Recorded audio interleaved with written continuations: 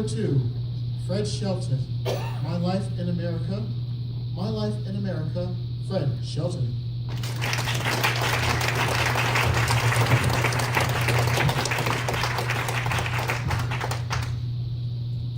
Thank you, Mr. Toastmaster, fellow Toastmasters, and what I'm sure we can all agree are at least 50,000 guests.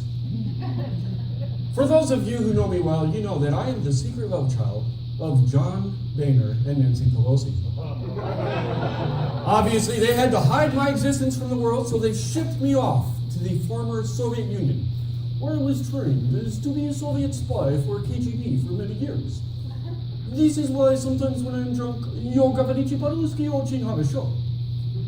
So I came back to the United States, where I operated as a spy until 1991, when, as those of you who saw the video know, I personally saved the life of President Ronald Reagan from assassination. President Reagan was so grateful to me, he said I could ask for anything that I wanted, and I said I wanted 2 things. A, I wanted a new identity as an American citizen, and B, I wanted him to help my girlfriend at the time, who was a struggling artist trying to make her way.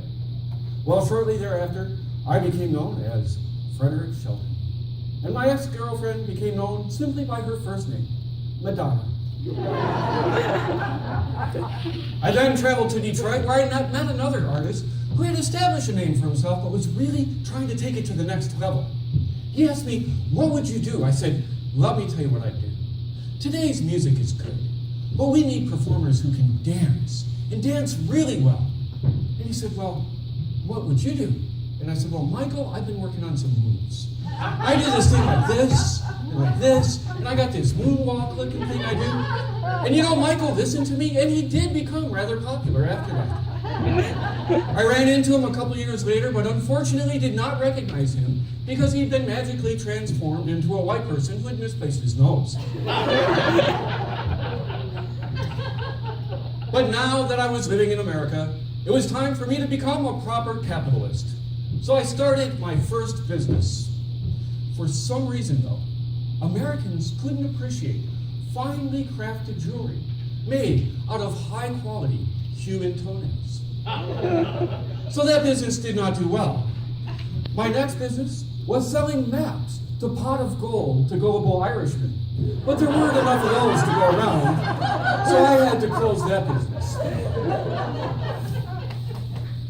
Yes, I was seeking the business that would do well for me. So I thought, what about reverse engineering? I could do that. I'd heard all about it. And I remembered, everybody in America loves hot dogs. Everybody in America loves popsicles. Well, some guy took a hot dog, put it on a popsicle stick, and made millions. I thought, I'll reverse engineer that. So I took a popsicle, put it in a hot dog bun, and made nothing.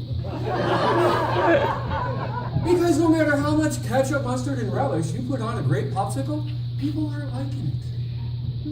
Well, my last business did fairly well. You may have heard of it, Google. And now I enjoy my life in America.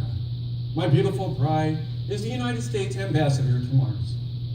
And my lovely daughter, who was born while I was in Russia, has a thriving tennis career under the pseudonym Maria Sharapova. In my spare time, I teach tap dancing to cats. And I teach archery to the blind.